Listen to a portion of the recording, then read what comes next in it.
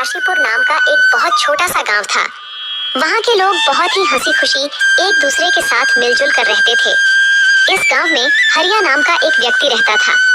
उसके परिवार में उसकी पत्नी और 2 बच्चे थे। हरिया के पास 2 गायें थीं, जिनका दूध बेचकर वह अपने जीवन निर्वाह करता था।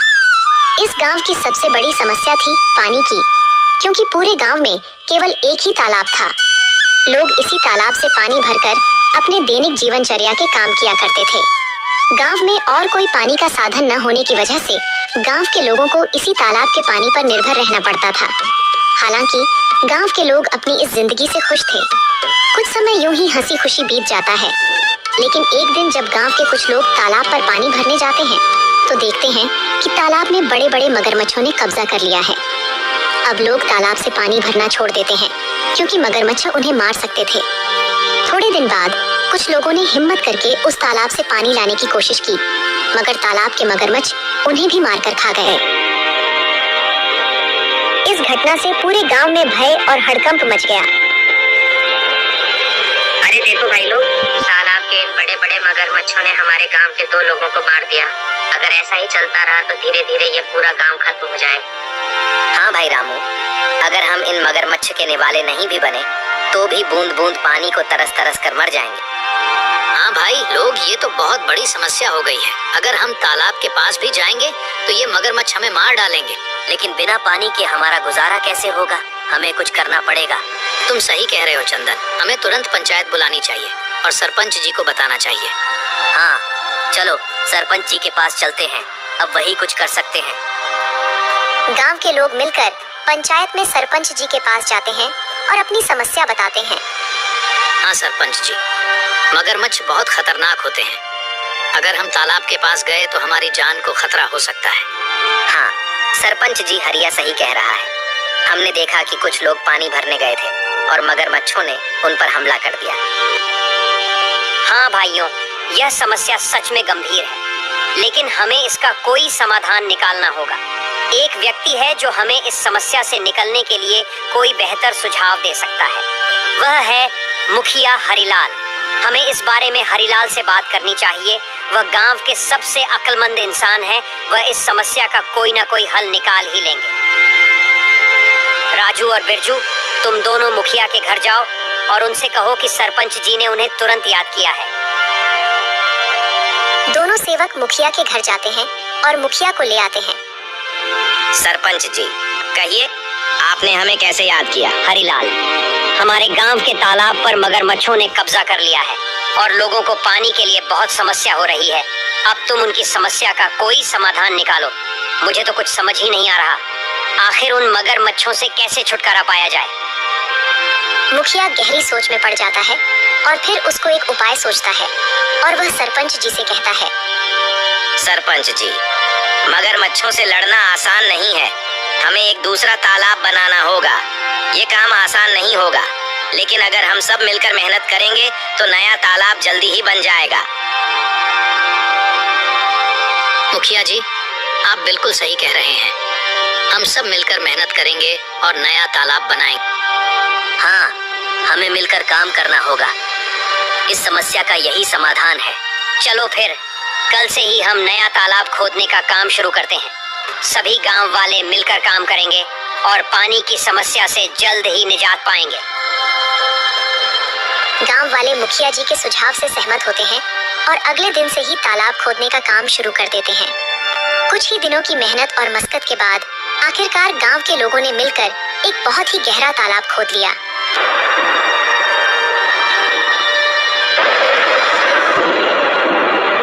अरे हरिया, यह देखो, हमारा तालाब कैसे पानी से भर गया है।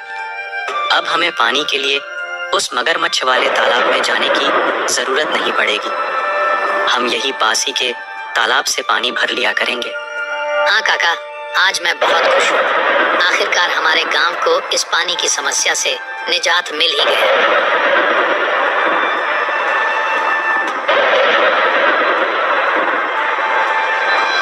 ऐसे ही कुछ दिन हंसी खुशी बीत जाते हैं। गांव के लोग तालाब के होने से बहुत खुश थे, लेकिन एक दिन गांव के लोगों की खुशी को जैसे किसी की नजर ही लग गई।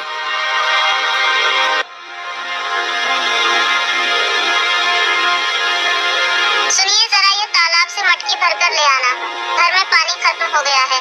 और हाँ, थोड़ा जल्दी आना। वहाँ गांव वाले लोगों से बातें करने मत बैठ जाना जब तक मैं आपके लिए गाय का दूध निकाल देती हूँ। ठीक है राधा, लाओ 2 मटकी मुझे, मैं अभी पानी भर लाता हूँ।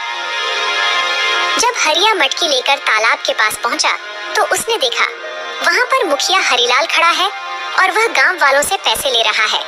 हरिया ने एक व्यक्ति को रोककर पूछा, भैया क्या बात है, ये मुखिया जी किस चीज के पैसे ले रहे हैं? अरे भाई हरिया, क्या बताऊं अब तुम्हें। अब ये मुखिया जी हमसे इस पानी के पैसे ले रहे हैं। इनका कहना है कि जिसे भी इस तालाब से पानी भरना है उसको पैसे देने होंगे, और जो पैसे नहीं देगा उसे तालाब से पानी नहीं भरने दिया जाएगा। भगवान जाने अब इस गांव में क्या कहर आने वाला है। हरिया पानी भरने के लिए तालाब के पास खड़ा हो जाता है। जैसे ही वह तालाब से पानी भरने जाता है, मुखिया उसे रोकते हुए कहता है, हरिया, तुम क्या कर रहे हो? तुम्हें पता नहीं है कि यहाँ से पानी भरने के लिए पैसे देने होंगे? लेकिन यह तो गांव का तालाब है, यहाँ पानी भरने के लिए पैसे क्यों देने पड़ेंगे? यह नियम अब बदल गया है। यहाँ से पानी भरने के लिए हर किसी को पैसे देने होंगे। ये तो सरासर अन्याय है। ये तालाब सबके लिए है, हमने मिलकर इसे खोदा है। तुम पैसे कैसे मांग सकते हो? मुझे कानून मत सिखाओ, यह मेरा आदेश है, और जो इसे नहीं मानेगा उसे तालाब से पानी नहीं मिलेगा। ये बिल्कुल गलत है। मैं इस बात को जमींदार साहब के पास ले जाऊंगा, तुम्हें इसका जवाब देना होगा। जाओ जाओ, जमींदार साहब के पास जाओ, लेकिन तुमने इस बारे में जमींदार के सामने अपना मुंह भी खोला तो तुम्हें और तुम्हारे परिवार को इसके गंभीर परिणाम भुगतने पड़ सकते हैं। मेरी शिकायत करने से पहले एक बार अपने परिवार के बारे में भी सोच लेना। हरिलाल से पंगा लेना तुम्हारे परिवार पर भारी पड़ सकता है। ठीक है, मैं पैसे दे दूंगा। मेरी शिकायत करने से पहले एक बार अपने परिवार के बारे में भी सोच लेना। हरिलाल से पंगा लेना तुम्हारे परिवार पर भारी पड़ सकता है। ठीक है, मैं पैसे दे दूंगा, लेकिन याद रखना यह अन्याय ज्यादा दिनों तक नहीं चलेगा। हरिया मजबूरी में पैसे देकर पानी भरता है और वहाँ से चला जाता है। राधा, जो हम सब गांव वालों ने मिलकर तालाब खोदा था, मुखिया जी ने अब उस पानी भरने पर रोक लगा दी है। मुखिया ने कहा है कि अगर पानी चाहिए तो तुम्हें इस पानी की कीमत चुकानी होगी। ये मुखिया अपने आप को समझता क्या है? देख लेना, एक दिन इसके पापों का अंत जरूर होगा। हम गरीबों की इसे एक दिन हाय जरूर लगेगी। इतनी गर्मी में गरीबों से पानी के पैसे लेता है। देख लेना, एक दिन ये मुखिया बूंद बूंद पानी को तरसेगा। नहीं राधा, ऐसा मत कहो। कोई हमारे साथ बुरा करता है, इसका मतलब ये तो नहीं कि हम भी उसके साथ बुरा ही करें। ऊपर वाला सब देख रहा है, सबको सबकी कर्मों की सजा जरूर मिलती है। मुखिया को भी उसकी किए की सजा एक न एक दिन जरूर मिलेगी। एक दिन गांव में एक नया व्यक्ति आता है और तालाब के पास पानी पीने की कोशिश करता है। ये तालाब तो काफी बड़ा है, यहाँ से पानी पी लेता हूँ, प्यास बहुत लगी है। तुम कौन हो? नमस्ते, मैं एक यात्री हूँ और बहुत प्यासा हूँ। बस थोड़ा पानी पीने के लिए रुका हूँ। यहाँ पानी पीने के लिए रुक गए? यहाँ पानी पीने के लिए पैसे देने होंगे। पैसे? लेकिन पानी पर तो सभी का हक है। ये तो सरकारी तालाब, पानी के लिए पैसे क्यों देने पड़ेंगे? ये सरकारी तालाब नहीं, ये हमारा तालाब है। यहाँ पानी पीना है तो पैसे देने होंगे, नहीं तो चलते बनो। मुझे कानून मत सिखाओ, ये मेरा इलाका है और यहाँ मेरे नियम चलते हैं। अगर तुम्हें पानी पीना है तो पैसे दो, वरना चलते बनो। वह व्यक्ति बिना पानी पिए वहाँ से चला जाता है और सीधे जमींदार साहब के घर पहुँचता है। जमींदार साहब के घर के बाहर मुखिया के 2 आदमी खड़े थे। वह व्यक्ति से पूछते हैं, कौन हो तुम? तुम तो इस गांव के नहीं लगते।